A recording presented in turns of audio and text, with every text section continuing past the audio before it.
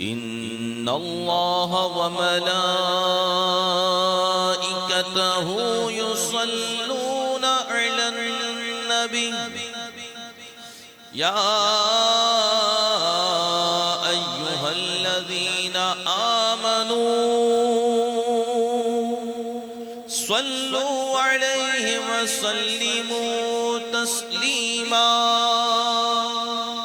اللهم صل على سيدنا ومولانا محمد معدن الجود والكرم وآله وبارك وسلم صلاة وسلاما عليك يا سيدي يا سيدي يا مكي يا مدني يا عربي يا قرشي يا هاشمي يا مطلب يا رسول الله صلی اللہ تعالی علیہ وسلم۔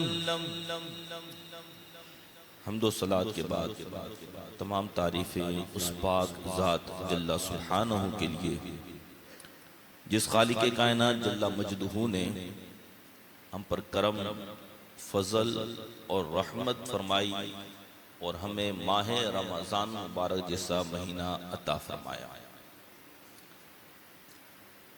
اور بے شمار درود و سلام نبی رحمت شفیع امت تاجدار رسالت صلی اللہ علیہ وبارک وسلم کی ذات والا صفات پر کہ جن نبی پاک علیہ السلام نے رمضان مبارک کے اوصاف کو تفصیل کے ساتھ امت کے سامنے بیان کیے تاکہ امت رمضان مبارک کے حق کو ادا کرنے میں کوتاہی نہ کرے۔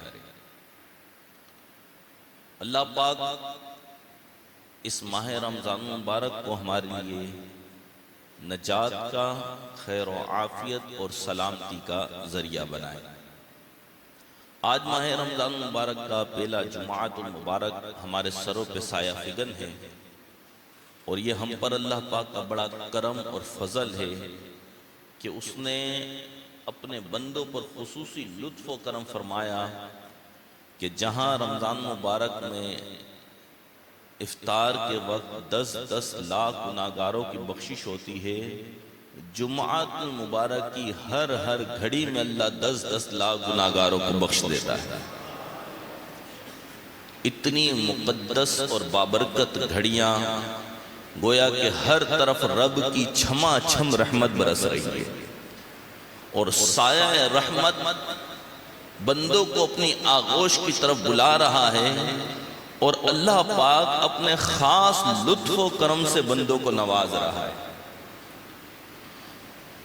اللہ ہمیں ان مقدس گھڑیوں کی قدر کرنے کی توفیق عطا فرمائے۔ جمعۃ مبارک کا دن جہاں بہت ساری عبادات اور بہت سارے نیک اعمال کرنے کی طرف ہماری توجہ دلاتا ہے، وہیں رسول ذیشان سرور عالمیان صلی اللہ علیہ وبارک وسلم پر درود و سلام پڑھنے کا بھی یہ مقدس دن ہے۔ آقا دو جہاں صلی اللہ علیہ وبارک وسلم نے ارشاد فرمایا کہ اور دنوں میں تمہارا درود مجھ تک پہنچایا جاتا ہے، جبکہ شب جمعہ اور روز جمعہ کا درود میں خود سنتا ہوں۔ سبحان اللہ۔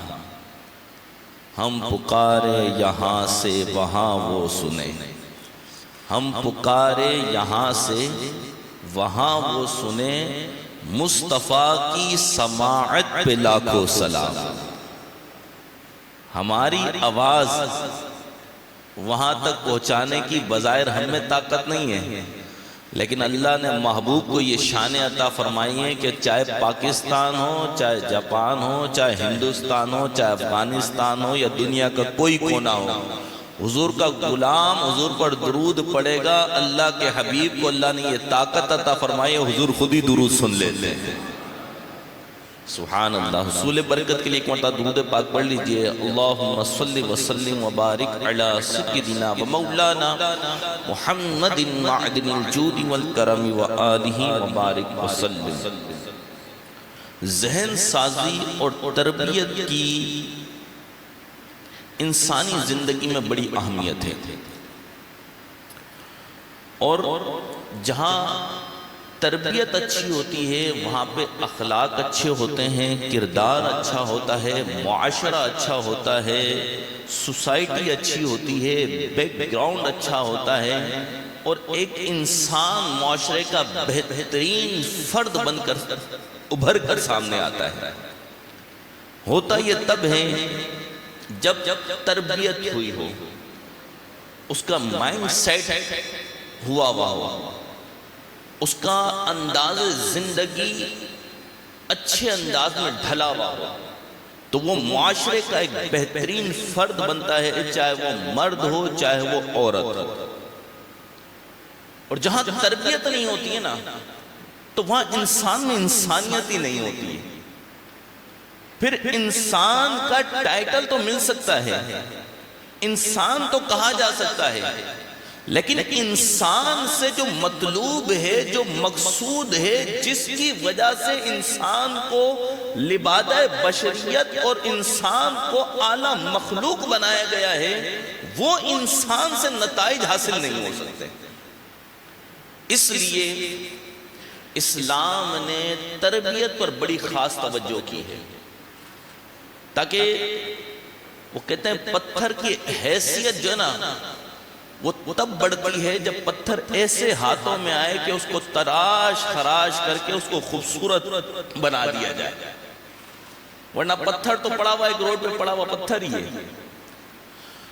تو تربیت کا بڑا اہم ترین حصہ ہے انسانوں کی زندگیوں میں، اور بالخصوص انسانوں کے اندر معاشرے میں مردوں کی بھی تربیت کی حاجت ہے، عورتوں کی بھی تربیت کی حاجت ہے، کیونکہ اللہ پاک نے انسانیت جو مرد اور عورت کو عطا فرمائی ہے، اس کے لیے پھر تمام چیزیں موجود ہیں۔ انسان کے لیے سب کچھ ہے اور انسان خدا کے لیے۔ تو تربیت کے اندر بہت زیادہ ضرورت ہے اس امر کی کہ انسان اپنی تربیت کے اندر یہ غور کرے کہ آیا میری تربیت دین اسلام کے مطابق ہے یا نہیں ہے۔ اور بالخصوص آج جس پہرائے میں گفتگو میں نے ابتدا کری ہے، تو میں آپ کے سامنے اسلام کی خواتین کی تربیت جو اسلام نے بیان کی ہے وہ میں آپ کے سامنے پیش کرنا چاہ رہا ہوں۔ اور اس کی ایک وجہ یہ بھی ہے کہ آج 7 مارچ ہے اور کل 8 مارچ ہے۔ 8 مارچ کو خواتین کا دن عالمی سطح پہ لوگ بناتے ہیں، لیکن خواتین کا دن بنانے والے لوگ خواتین کو کیا میسج دے رہے ہیں اور اسلام کیا میسج دے رہا ہے، یہ قابل توجہ بات ہے۔ عورتوں کے حقوق کے تحفظ کی بات کرنے والے عورت کو کیا ذہن دے رہے ہیں، اللہ قرآن میں عورت کے لیے کیا حکم فرما رہا ہے۔ عورت کا مقام، عورت کا مرتبہ، عورت کی شان، عورت کی عظمت، عورت کا وقار، عورت کا معیار، عورت کا طرز زندگی جس حسن کے ساتھ، جس اچھے انداز کے ساتھ، اور ایک میرے آقا کی لخت جگر ہے، نور نظر ہیں، مومنین جن کا تذکرہ سنتے ہیں تو آنکھیں جھک جاتی ہیں، دل بچھ جاتے ہیں، کیونکہ وہ میرے آقا کے جگر کا ٹکڑا خاتون جنت فاطمہ الزہرا رضی اللہ تعالیٰ عنہ۔ ان عظیم ترین خاتون اور ان بانوان عفت کی شان اور مرتبہ کیسا ہے، سب سے پہلے میں تذکرہ کروں گا ہماری پیاری پیاری امی جان حضرت سیدتنا خدیجہ الکبریٰ رضی اللہ تعالی عنہا کا۔ اللہ اکبر کبیرہ، حضرت سیدنا خدیجہ الکبریٰ رضی اللہ تعالی عنہ کا عرس مبارک 10 رمضان مبارک ہے۔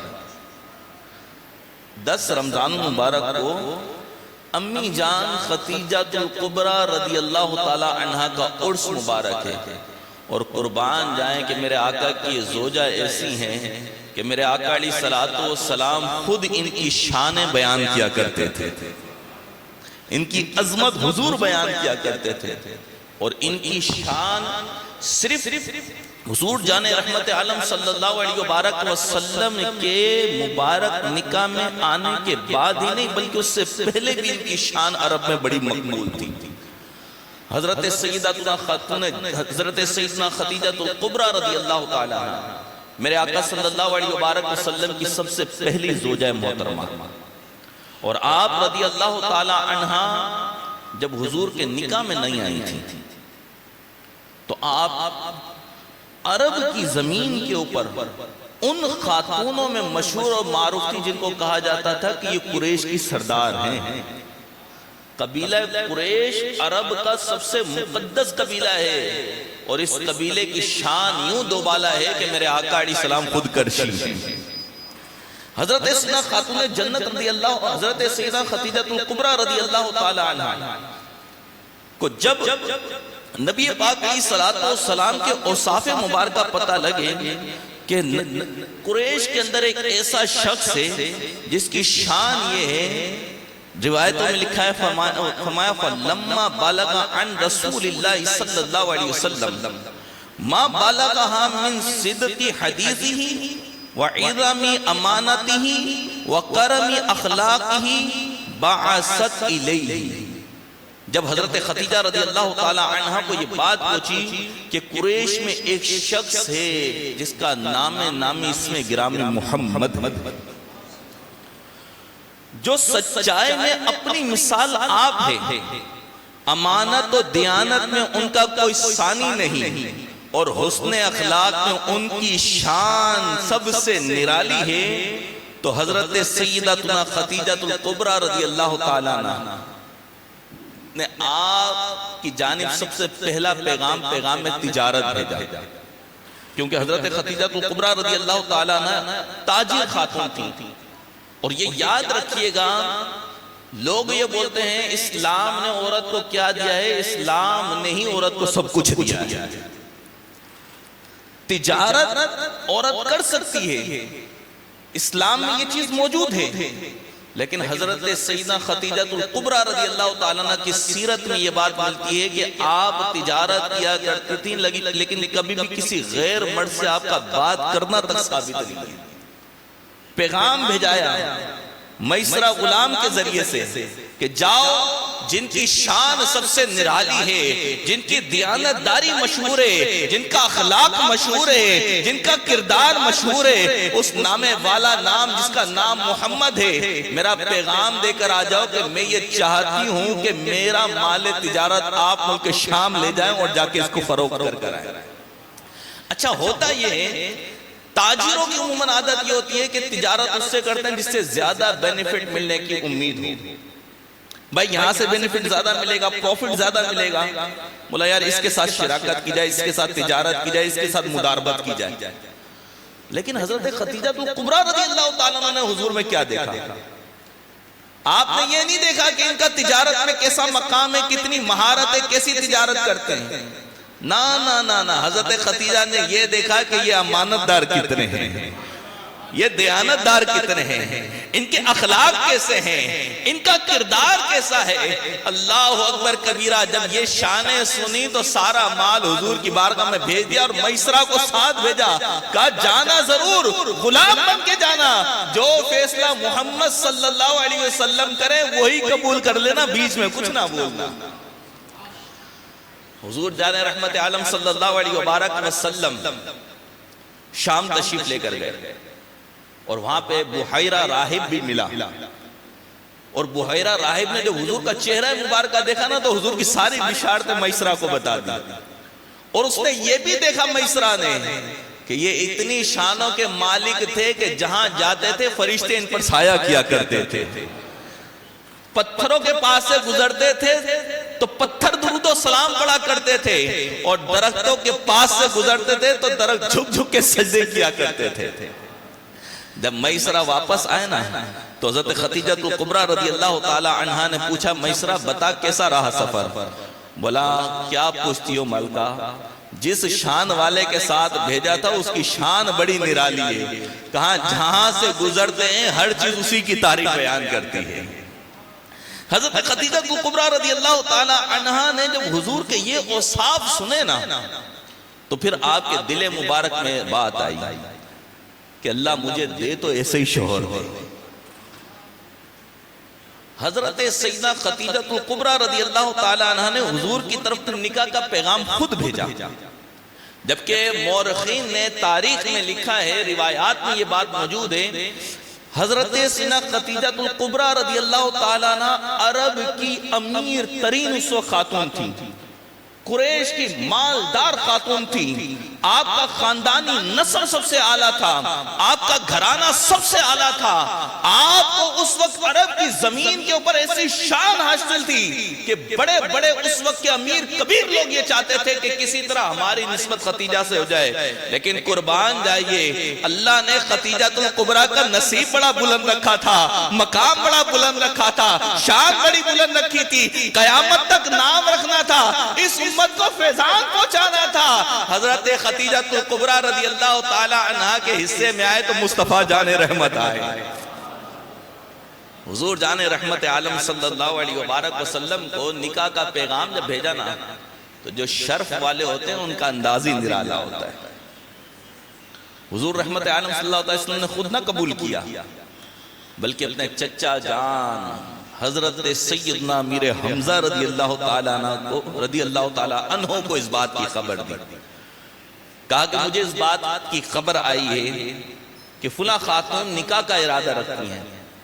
حضرت سیدنا امیر حمزہ رضی اللہ تعالیٰ عنہ اور آپ کے خاندان کے دیگر افراد ان کے والد صاحب سے ملے حضرت خدیجہ کے، اور پھر حضور علیہ السلام کا نکاح حضرت سیدنا خدیجہ الکبریٰ رضی اللہ تعالیٰ عنہ سے ہوا، اور پھر اس عظیم ترین خاتون نے، آپ حضرت خدیجہ کے وصف دیکھ لیے، ایک ہے وصف اسلام لے کر آنے کے بعد کے، اور ایک وہ ہے کہ حضور نے اعلان نبوت نہیں فرمایا، آپ زوجہ بن چکی ہیں حضور کی، اور حضور صلی اللہ علیہ وبارک وسلم کی زوجہ بننے کے بعد اس دور میں حضور علیہ السلام پر آپ نے تن من دھن کے ساتھ، جان مال کے ساتھ اور زوجیت کا وہ حق ادا کیا کہ رسول اللہ صلی اللہ علیہ وبارک وسلم نے حضرت خاتون کے پردہ فرمانے کے بعد ہی فرمایا کہ مجھ سے سب سے زیادہ محبت کرنے والی، مجھ پہ مال خرچ کرنے والی، مجھے حوصلہ دینے والی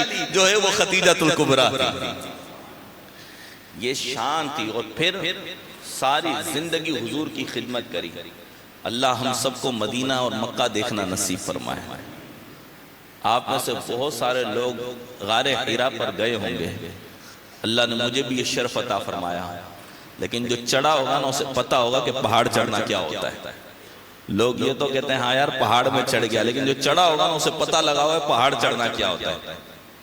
رسول اللہ صلی اللہ علیہ وبارک وسلم اعلان نبوت سے پہلے غار حرا میں جا کے اللہ کی عبادت کیا کرتے تھے، اور ایک دن نہیں، 2 دن نہیں، کئی دن وہاں حضور رہا کرتے تھے، اور رسول اللہ صلی اللہ علیہ وبارک وسلم کا توشہ دان کھانا غار حرا کی اس چوٹی کے اوپر جو لے کر جانے والی خاتون ہیں، ان خاتون کا نام خدیجہ الکبریٰ رضی اللہ تعالیٰ عنہ۔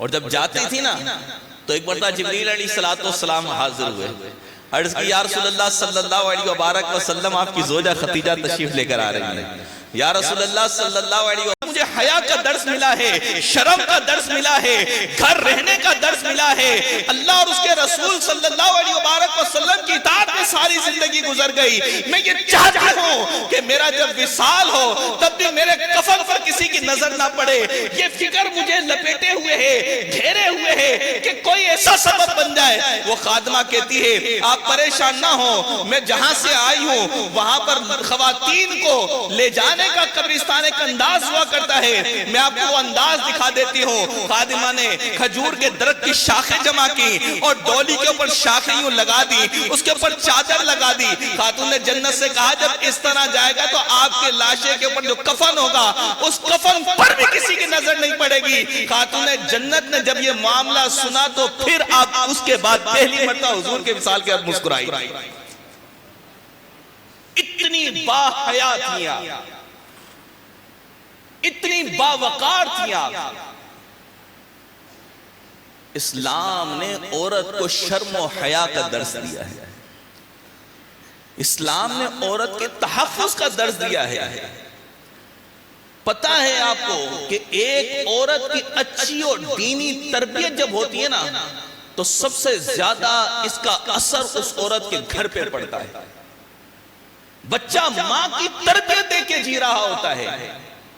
ماں جب با حیا ہوتی ہے، با وقار ہوتی ہے، شرم و حیا کا پیکر ہوتی ہے، اللہ اور اس کے رسول کا ماننے والی ہوتی ہے، اپنے گھر، اپنے شوہر، اپنے بال بچوں کی حفاظت کرنے والی ہوتی ہے، اپنی عزت کا تحفظ کرنے والی ہوتی ہے، تو اللہ پاک اس عورت کو مقام بلند عطا فرماتا ہے۔ یہ یاد رکھیے گا میرے پیارے بھائی، اللہ نے عورت کے لیے حکم فرمایا اپنے گھر میں ٹھہری رہو، اپنے گھر میں ٹھہری رہو۔ گھروں سے نکلنے کا درس عورت کو نہ دیا گیا ہے۔ رسول اللہ صلی اللہ علیہ وبارک وسلم کے دور مبارکہ میں عورتیں نماز پڑھنے مسجد میں آیا کرتی تھی عورتیں مسجد میں نماز پڑھنے، لیکن جب دور تبدیل ہوا، صحابہ کرام علیہ رضوان، حضرت عمر رضی اللہ تعالیٰ کا دور مبارک آیا، حضرت عمر نے عورتوں کو مسجد کی حاضری سے منع کر دیا۔ یہ بات جب عورتوں کو پتہ لگی تو عورتیں اماں عائشہ صدیقہ طیبہ طاہرہ رضی اللہ تعالی عنہ کی بارگاہ میں حاضر ہو گئیں۔ امی جان سے کہا کہ اے امی، پیاری امی جان، حضرت عمر رضی اللہ تعالی عنہ ہمیں مسجد کی حاضری سے روک رہے ہیں، منع کر رہے ہیں۔ امی جان اماں عائشہ صدیقہ طیبہ طاہرہ رضی اللہ تعالیٰ عنہ نے حضرت عمر کو پیغام بھیجا کہ میرے پاس حاضر ہو جائیں۔ حضرت عمر حاضر ہوئے، کیونکہ امی جان عائشہ صدیقہ رضی اللہ تعالیٰ عنہ کی شان بھی بڑی نرالی ہے، حضور صلی اللہ علیہ وبارک وسلم کی محبوبہ بھی ہیں، اور پیارے آقا علیہ السلام کی خاص علمی وراثت حضرت عائشہ صدیقہ رضی اللہ تعالیٰ عنہ کے حصے میں آئی۔ آپ کا مقام فقاہت، آپ کا مقام علم اتنا بلند اور بالا تھا کہ صحابہ کرام علیہ رضوان کی جماعت میں جہاں شرعی مسائل اٹک جایا کرتے تھے تو صحابہ کرام علیہ رضوان اس مسئلے کے حل کے لیے حضرت اماں عائشہ رضی اللہ تعالیٰ کے پاس آیا کرتے تھے۔ خاتون آ گئی، حضرت اماں سے عرض کیا کہ حضرت عمر نے ہمیں مسجد کی حاضری سے روک دیا، تو حضرت سیدنا عمر رضی اللہ تعالیٰ کو جب بلایا تو حضرت عمر حاضر ہوئے۔ امی جان نے پردے میں رہ کر پوچھا کہ تم نے عورتوں کو منع کیا، مسجد کی حاضری سے منع کیا؟ تو حضرت عمر رضی اللہ تعالیٰ عنہ نے عرض کی جی امی جان میں نے منع کیا۔ پھر حضرت عمر رضی اللہ تعالیٰ عنہ نے دلائل بیان کیے، امی جان نے مکمل بات حضرت عمر رضی اللہ تعالیٰ عنہ کی سنی۔ جب امی عائشہ صدیقہ رضی اللہ تعالیٰ عنہ نے مکمل بات سن لی تو امی جان نے خود ارشاد فرمایا عمر نے جو فیصلہ کیا ہے وہ درست کیا ہے۔ آج کل کے دور کے اندر اگر کوئی شخص یہ بولے کہ نہیں جناب عورتوں کو باہر نکال لیں، یہاں جمع کریں وہاں جمع کریں، تو میرے بھائیوں آپ دین نہیں سمجھ رہے۔ دین یہ ہے جو انہوں لوگوں نے سمجھا اور امت کو دے کر گئے ہیں۔ رسول اللہ صلی اللہ علیہ وبارک وسلم کی تربیت یافتہ حضرت سیدنا اماں عائشہ صدیقہ رضی اللہ تعالیٰ عنہ ہیں۔ حضرت عمر وہ ہیں جنہوں نے حضور سے خود قرآن سیکھا ہے۔ یہ حضور علیہ السلام کے تربیت یافتہ لوگ ہیں، اور یہ یاد رکھیے گا جہاں پر اللہ کے نبی کے صحابہ کا کسی بات پہ اتفاق ہو جائے وہی امت کے لیے قیامت تک عمل کے قابل عمل ہے۔ اماں عائشہ رضی اللہ تعالیٰ نے فرمایا عمر نے جو فیصلہ کیا ہے وہ صحیح کیا ہے، عمر نے جو فیصلہ کیا ہے صحیح کیا ہے۔ یہ امی عائشہ کہہ رہی ہیں، مسلمانوں کی ماں کہہ رہی ہیں۔ میرے پیارے پیارے بھائیوں، جب امی جان نے بھی یہ فیصلہ کر دیا، حضرت عمر نے بھی کر دیا، صحابہ بھی متفق ہو گئے، تو ہمیں چاہیے کہ ہم اسلام کو اپنے انداز میں نہ ڈھالیں، اسلام کو اسلام کے انداز میں لیں۔ خواتین کے لیے چادر اور چار دیواری کا درس دیا اسلام نے۔ آپ دیکھیے تو صحیح، اسلام سے پہلے عورتوں کا کیا مقام تھا یار؟ معاذ اللہ سمہ معاذ اللہ، بیٹی پیدا ہوتی تھی باپ کو آر محسوس ہوتی تھی، اپنے ہاتھوں سے بیٹی کو قتل کر دیا جاتا تھا، بیٹی کو زندہ درگور کر دیا جاتا تھا۔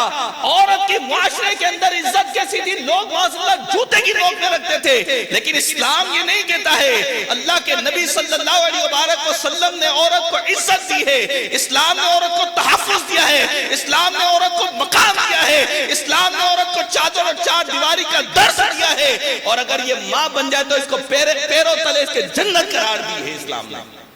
یہ اسلام نے عورت کو درس دیا ہے، یہ مقام دیا ہے، اور فرمایا کہ اگر تم جنت کی چوکھٹ کو چومنا چاہو تو ماں کے قدموں کو چوم لیا گیا۔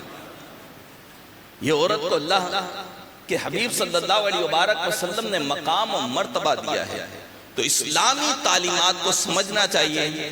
یہ ہماری عظیم ترین خواتین جو امت کی رہنما ہیں، اماں عائشہ صدیقہ، اماں خدیجہ الکبریٰ، اماں فاطمہ الزہرا رضی اللہ تعالی عنہ، یہ مسلمانوں کی خواتین کے لیے بہترین آئیڈیل ہے۔ اور یاد رکھیے گا، جب ہم کسی کو آئیڈیل بولتے ہیں نا، آئیڈیل، تو بندہ اس کو فالو کرتا ہے، اس کو پسند کرتا ہے۔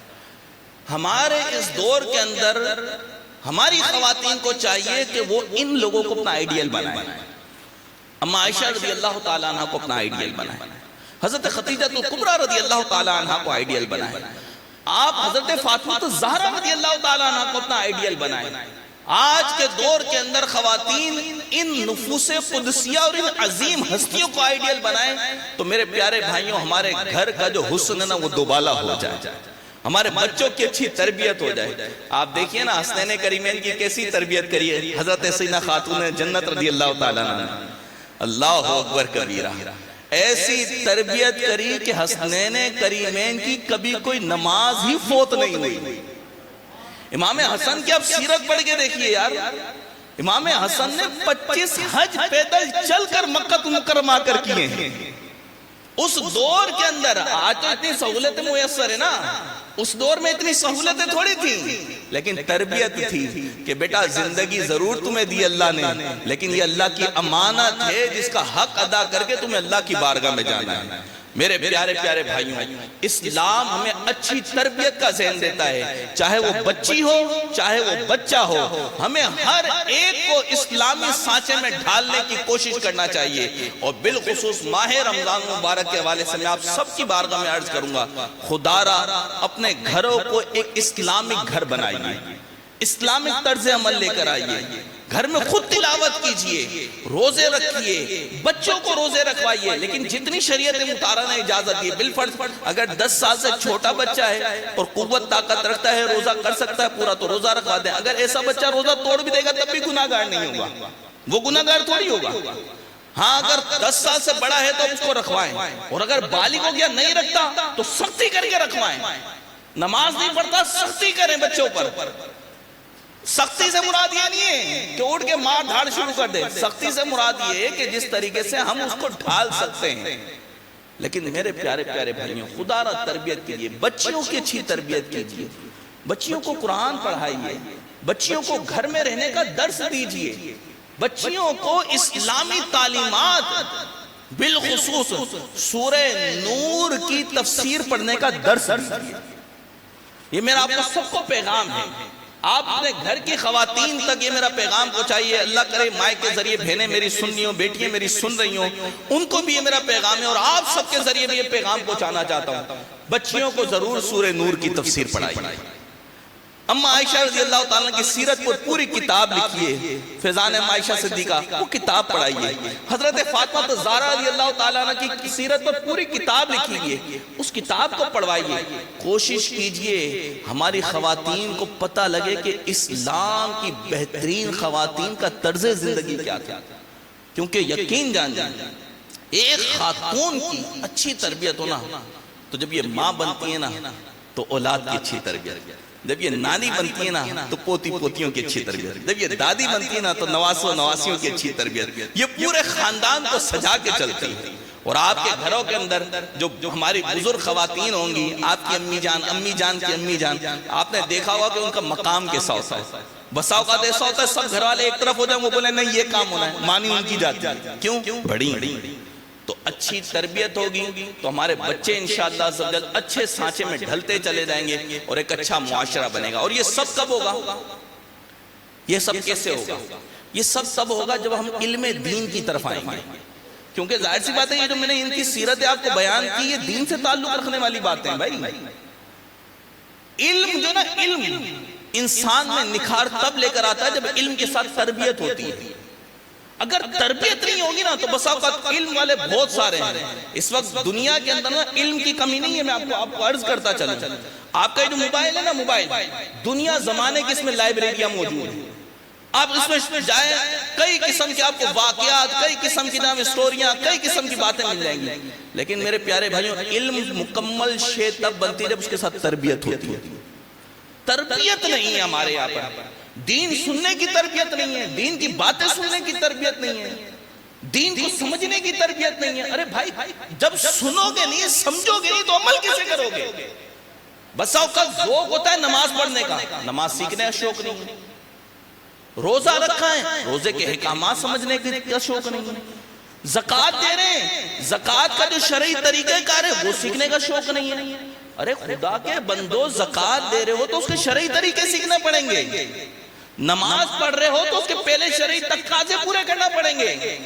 حضرت امام حسن امام حسین رضی اللہ تعالیٰ عنہ نے ایک شخص کو دیکھا نا, وہ وضو کر رہا تھا. وہ وضو کر کے وہ نماز پڑھنے جا رہا تھا. تو انہوں نے کہا کہ بابا ایک منٹ رکیے گا ذرا. ہم بزرگ سے کہا رکیے گا ذرا. کہا آپ نے وضو کیا ہے, ذرا ہم دونوں بھائی وضو کرتے ہیں, آپ ذرا دیکھیے گا کہ ہم دونوں میں سے صحیح وضو کس کا ہے. اب تربیت کا انداز دیکھیے. حسنین کریمین, امام حسن نے وضو کیا, امام حسین نے بھی وضو کیا. وہ بزرگ بڑے سمجھدار تھے, وہ سمجھ گئے کہ نہیں بیٹا تم دونوں نے تو وضو صحیح کیا, میرے وضو میں کمی تھی, میں دوبارہ کر لیتا ہوں. تربیت. میرے آقا صلی اللہ علیہ وبارک وسلم نے اپنی پوری لائف کو عملی طور پر کر کے دکھایا ہے. حضور نے صرف بیان نہیں کیا, منبر و محراب پہ حضور بیٹھ گئے, نہیں, سرکار نے عملی اقدامات کر کے دیکھے. سرکار علیہ السلام اب غزوات میں دیکھیں, حضور علیہ السلام خود آگے پیش ہیں. مسجد نبوی کی تعمیر ہو رہی ہے, حضور پتھر اٹھا کر لے کر آ رہے ہیں. ارے یہ کیا ہے؟ تربیت ہے. میرے پیارے پیارے بھائیوں, خدا را اپنے بچوں کی, اپنی بچیوں کی اچھی تربیت کر لیجئے.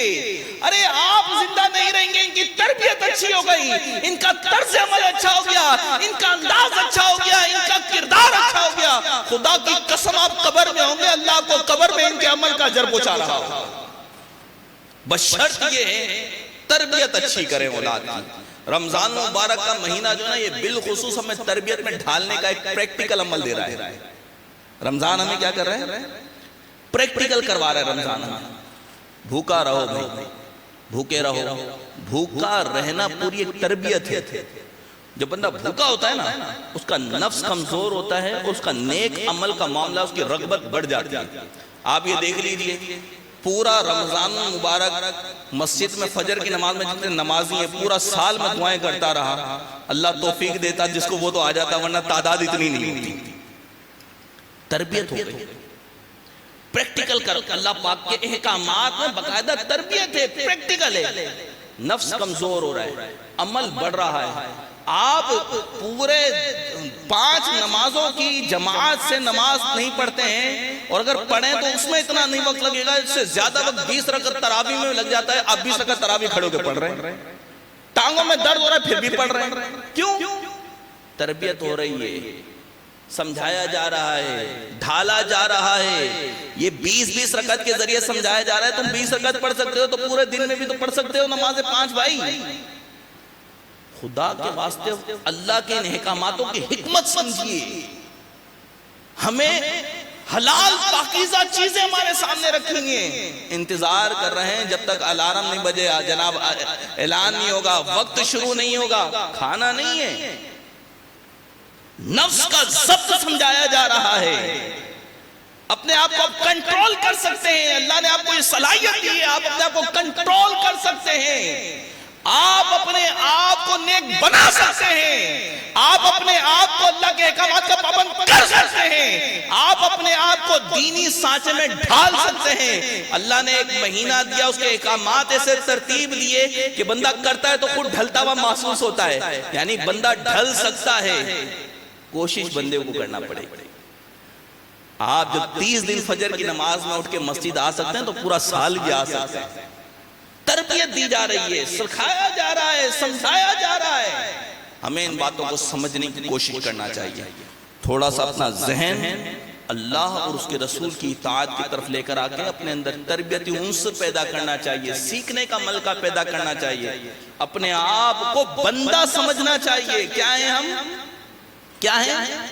بولو نا بھائی، کس کے بندے ہیں؟ کس کے بندے ہیں؟ کس کے بندے ہیں بھائی؟